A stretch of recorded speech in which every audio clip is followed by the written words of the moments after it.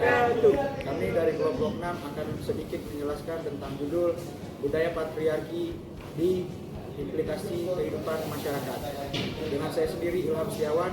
Dan saya Cikine Surabaya Betua. Dan saya Curus Kaira Hafidah. Saya Dan saya Surya Ramadan. Ini adalah kelompok 6. Saya akan menjelaskan sedikit mengenai patriarki yang terjadi di masyarakat kita sekarang.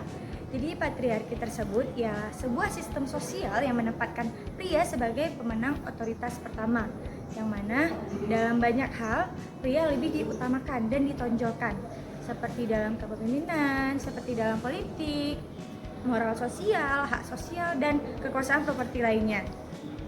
Budaya patriarki tidak hanya terjadi di lingkungan rumah ataupun keluarga saja, tetapi hal tersebut sudah menjadi budaya di dalam masyarakat maupun negara.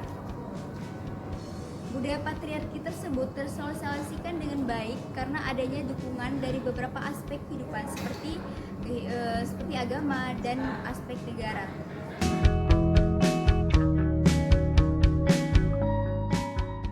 Teman-teman, ada beberapa contoh nih budaya patriarki yang dapat kita lihat dan kita jumpai di sekitar kita. Salah satunya adalah ketika ada sebuah event di mana ketua panitia adalah seorang laki-laki. Jarang sekali kita jumpai ketua panitia tersebut adalah seorang perempuan, sehingga tersebut menjadi budaya patriarki di lingkungan kampus kita.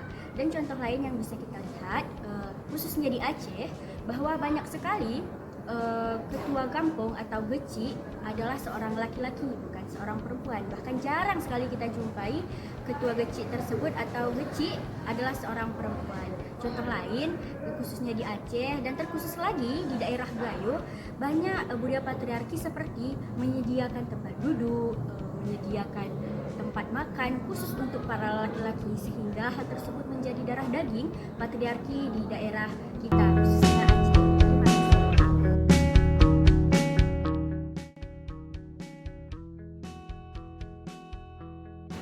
Oke, sekarang kita akan mewawancarai salah satu duta gender UIN Araniri Banda Aceh tentang budaya patriarki yang ada di Aceh.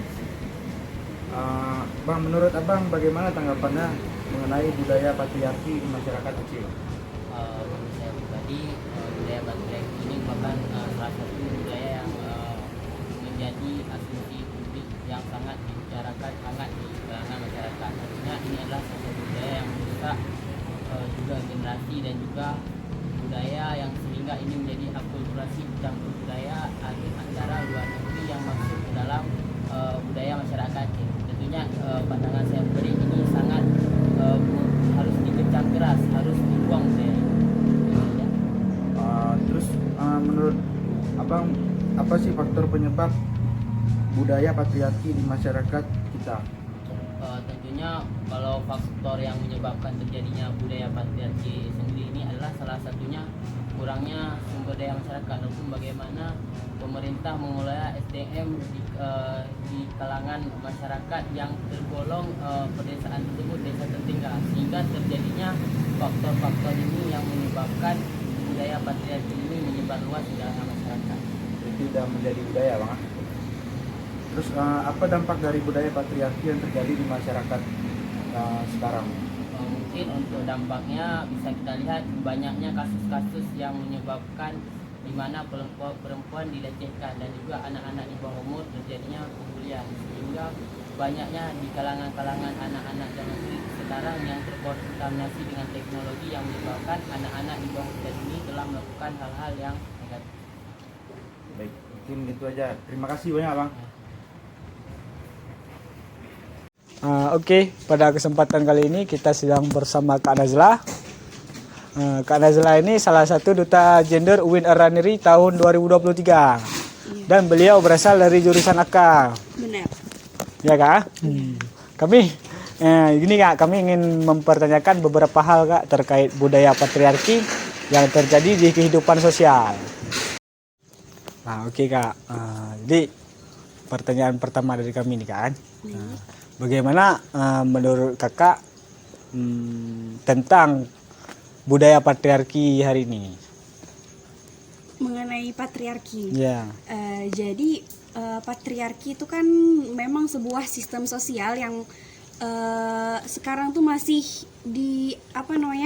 digunakan oleh masyarakat. Pandangannya itu masih tentang mengenai laki-laki itu sebagai kaum yang memimpin, dia adalah orang yang superioritas dari keberadaan perempuan. Jadi misalkan saja nih di dalam bidang politik banyak laki-laki yang jadi pemimpin, harus laki-laki nih jadi pemimpin. Jadi kuota untuk perempuan itu yang saya pandang memang ada, tapi Oke seperti Kak, ini kan masuk ke pertanyaan yang kedua.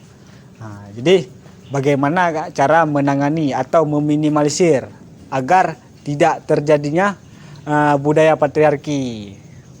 baik. Mengenai peminimaliseran, menurut saya, ini kan kita nih sebagai Gen Z ya, jadi kita tuh kan udah mempunyai bekal yang dimana kita paham nih apa sih itu budaya patriarki, budaya matriarki. Jadi kita sebagai khususnya ya kami perempuan, mungkin ada beberapa yang sangat dirugikan dengan budaya patriarki tersebut. Maka daripada itu kita kan memang nggak bisa merubah secara total, tapi kita meminimalisir, yaitu dengan misalkan nih kita berkeluarga. Jadi kitalah yang mengajarkan kepada anak-anak kita gimana sih pola pengasuhan yang benar. Kalau kita meminta orang-orang tua zaman dulu kan kita nggak bisa nih merubah pemikiran mereka yang udah terdoktrin dengan perempuan itu di dapur aja. Jadi kita sebagai orang tua Gen Z yang udah mempunyai bekal, menurut saya dari kitalah yang menjadi pelopor untuk memberikan pembelajaran kepada keturunan-keturunan kita nanti. Oke, berarti awal mulanya ini dari kita. Kalau bukan dari kita siapa lagi? Oke Kak, pertanyaan terakhir nih kan, sepengalaman Kakak terkait budaya patriarki yang pernah Kakak alami atau yang terjadi di lingkungan Kakak. Mungkin ada sesuatu yang pernah terjadi lah terkait budaya patriarki. Ya, mungkin nih yang udah pernah saya alamin ya.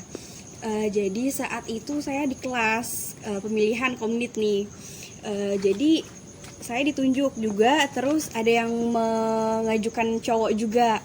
Di situ kan 2 kandidat nih, saya sama si cowok tuh. Jadi ternyata waktu voting itu sama suara kami. Jadi penentuannya itu ada di tangan Pak dosen. Terus kata Pak dosen, kalau saya yang menentukan, mungkin saya ngambil si cowok lah, karena cowok sebagai pemimpin dan kamu sebagai pelengkapnya saja.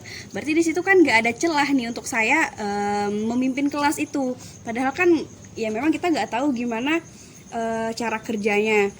Tapi kita bisa kita lihat, berarti di sana masih pola pikirnya masih didahulukan laki-laki dulu sebelum perempuan. Jadi perempuan itu cuman dinomor 2-kan dan cuman sebagai pelengkap saja. Jadi mungkin itulah yang pernah saya rasakan mengenai superioritas antara kaum laki-laki atas kaum perempuan. Oh, berarti di dunia pendidikan saya sudah diajarin gitu ya. Saya lebih ditekankan ke budaya patriarkinya. Iya, jadi kayak mungkin setiap sudut budaya maupun di rumah, di pendidikan maupun sosial itu menurut saya masih dominan kepada patriarki. Jadi nggak ada kesetaraan di situ. Iya. Miris ya.